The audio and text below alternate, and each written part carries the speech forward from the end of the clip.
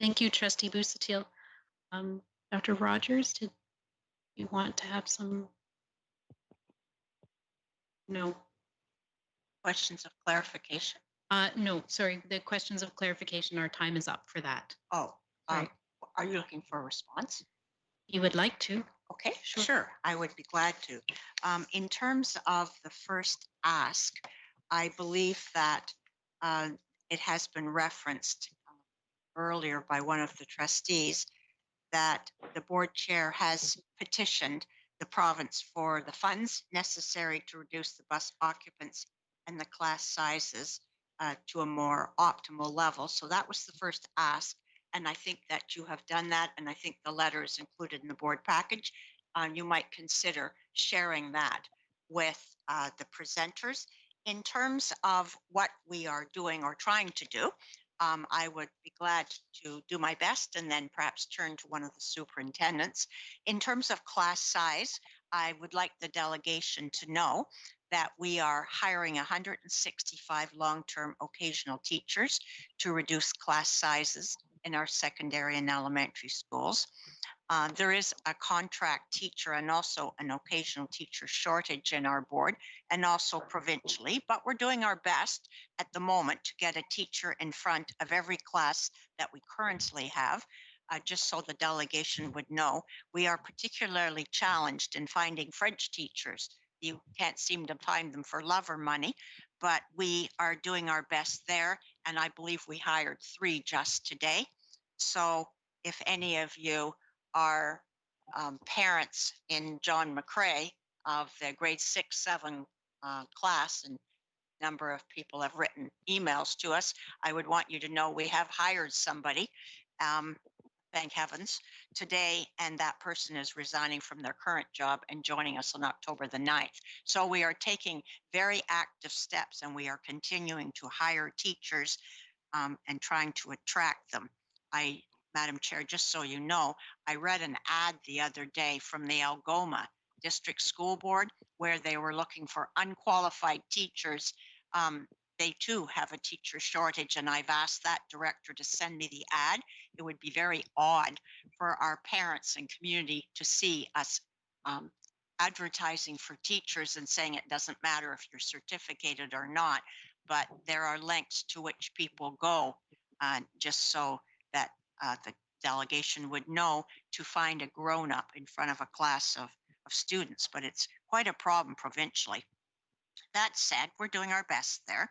There is a bit of a space issue in our schools. We're quite heavily utilized. And I know there was reference made to spaces in the community, but there is this teacher shortage. There are also supervision issues in terms of student safety. If we cannot find sufficient teachers and we start to cram students into things such as the museum. Somebody suggested the Sleeman Center to me. There's also cleaning and disinfectant issues. But so even if we had all the money in the world, and I'm not saying we don't, it's difficult to resolve this issue easily on a practical level. As long as every student goes to school every day, which is currently the model in the elementary schools, it's not our model in secondary. We were allowed to split our classes into 2 cohorts where half of them come in the morning and do online learning in the afternoon, and the other half do online learning in the morning and attend school in the afternoon. That was allowed to our board, even though we're not a large board like some of the GTA boards, but it hasn't been allowed in elementary. That would resolve the issue, but would create another issue for many parents in terms of childcare, but that would be a solution. In terms of the buses, the delegation is quite correct. There are 34 students on average. We do strive to have only 1 student sitting in a seat, and that is what brings the number to 23, which the delegation did mention. We're letting a student be a second student in the seat if the student is either a sibling, so they live in the same household, or is in the same classroom because they're in the classroom bubble, and that to a person standing on a sidewalk looking up might make it look like more than 23. Well, it would be, but that second student, to the greatest extent, would be a sibling or a classmate. And that's as far as we can go in terms of limiting the number on our buses without starting to kick students off the bus who qualify for transportation. And if we do that, I think we have a different problem. And the reason for this, and again, it's not a financial matter, is there is a provincial bus driver shortage. Many school boards, and it's been widely reported in the media, so this is not new, they have bus service only on alternate days because they don't have enough buses, but more importantly, they have a bus driver shortage. That is not our situation currently. I think we have about 500 bus routes. Every bus that is supposed to pick up children, even if there's certainly not 8 of them, and even if there would be more than 23, picks them up every day. But there are no more buses or bus drivers available to us at the moment. As the delegation and the trustees may know, many people who drive a school bus are doing it as a retired person, either for interest or for a little bit of extra income, and they have been reticent to pick up bus driving at the time of COVID because seniors are considered more at risk than 20-year-olds. So I would want the folks who are delegating and also their colleagues to know that we are trying our best in both areas in terms of the classroom size reduction and also limiting the number of buses. We are very aware of your concerns. We are not saying they're not an issue, because we totally know they are on the buses, and particularly in the elementary schools where there is no quotes cohorting. Every student has to go every day, but we're doing our best and we're trying to hire additionally, and it is not an issue of finances. That said, the minister has allowed us to use 2% of our operating budget, which our operating budget, just so the delegation would know, is around about 400 million. We were allowed to use 8 million out of our bank account, our spending, our savings account, which we do have, and we're going to expend that. And I would not be surprised if we are not asking the minister for approval later on in October and November through doing a business case to use more from our bank account, and it's called an unrestricted reserve. This is not secret information. It's in our financial statements. We've saved, for quotes, a rainy day for 25 years, and I'd want you to know that none of the unions ever came after they call it Martha's rainy day account. They've never come after it. So if we have permission, we will go back into our reserves, extract more money, and do our very best to keep our children and our staff safe and our parents as comforted and assured as we can. In terms of the communication variability, if I could turn to Gary Slater, who's one of the school superintendents, and Gary, if you could comment, please.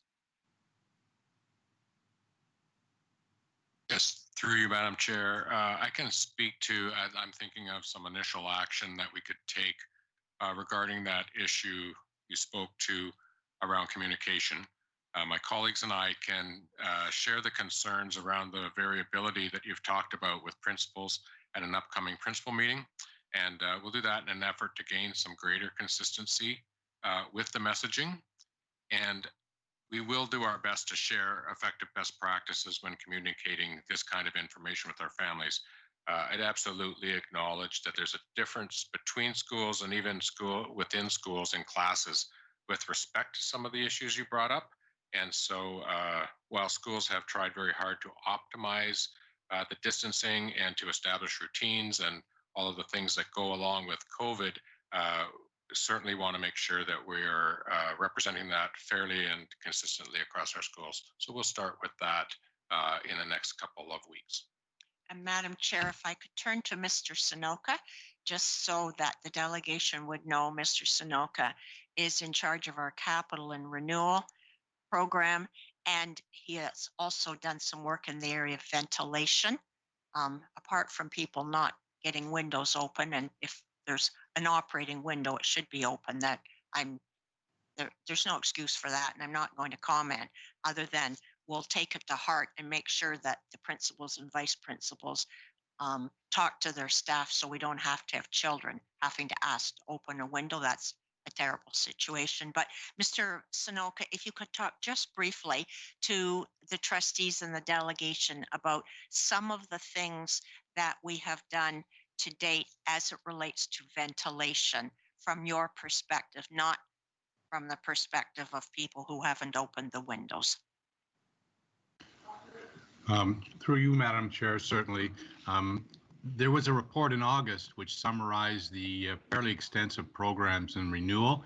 Our renewal program has actually been focused on making sure that we do look at servicing the ventilation components of our schools extensively. And I think this is now by memory, but I believe in that report, trustees would have seen $4 to $4.5 million spent this year alone on the likes of replacing heating, ventilating, and air conditioning units, exhaust fans, which provide ventilation, internal units, and a number of other things. I don't believe we have any schools where there are not operating windows on external walls. But if there are, I've certainly put out a call to let me know. We have also started looking at reviewing some of the ventilation systems in our schools, starting with, of course, the oldest ones. And we have begun a program of reviewing the way in which they're operating and trying to optimize those. And we have an RFP out for a consulting firm actually to help do some ventilation focused inspections externally, both so they can add to our capacities of internal people, and also to take a look from the outside with fresh eyes as to things we might have overlooked. So that would be my brief summary, and if there are further clarifications required, Madam Chair, I'd be certainly pleased to help make them. Thank you, Mr. Sanoka. So, Madam Chair, that summarizes some of the things. We also just received the speaking notes this afternoon, but I would like to thank the delegation for forwarding their speaking notes to the trustees and the chair for forwarding them to us, so we could at least have a few minutes to think. And we will continue to take very seriously the things which are in the delegation's notes, which were very thorough and very comprehensive, and do our level best to be as responsive to parents and to the concerns of Dr.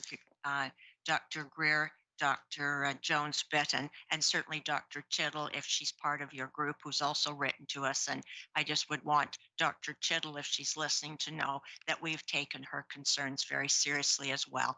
And I commit to you, we will do our very best.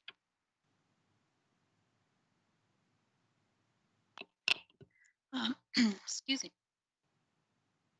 Sorry. Thank you, Dr. Rogers, and to the staff. Trustees, if you would like at this point to have a response to the delegation, we can do that. Or we also do have item 15 coming up on the agenda, which is the update on school opening. And so if we want to wait until that item and have more information from the staff,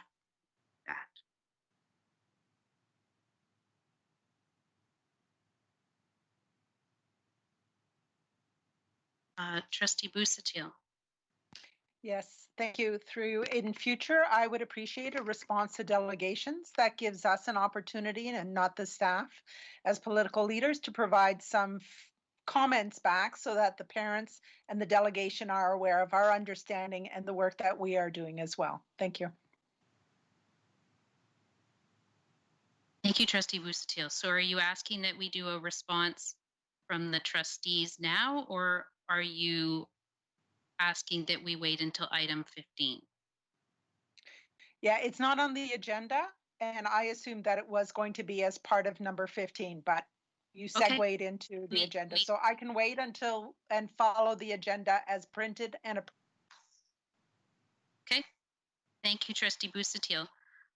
So, Dr. Jones-Bitton, thank you very much for presenting to us today.